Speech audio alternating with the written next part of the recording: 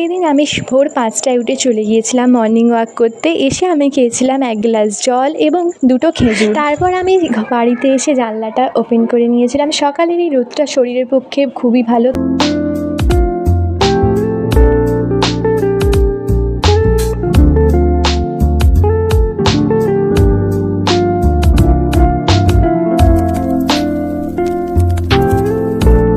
এই স্টিকি নোটসটা আমি কালকে কিনে এনেছি। কার কার স্টিকি নোটস পছন্দের অবশ্যই জানিও। তারপর আমি বসে গিয়েছিলাম পড়তে, যেহেতু আমার এক্সাম খুব কাছেই, তাই আমি সকাল সকাল পড়তে বসে গিয়েছিলাম। আজকে পড়ছিলাম মোহামেডান ল।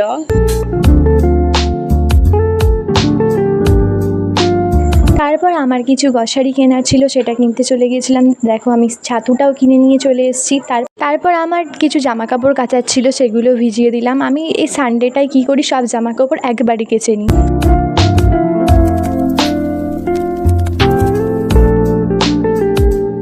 সকাল সকাল এই কাজগুলো করে নিলে দেখবে অনেকটা মনটাও হালকা লাগে, মনে হয় যেন হ্যাঁ সব কাজ করে ফেলেছি। তারপর আমি আবার একটা টাইমার অন করে পড়তে বসেছিলাম। পড়ার ফাঁকে আমি খেয়ে নিয়েছিলাম এখানে আমরা খেতে আমার খুবই পছন্দ।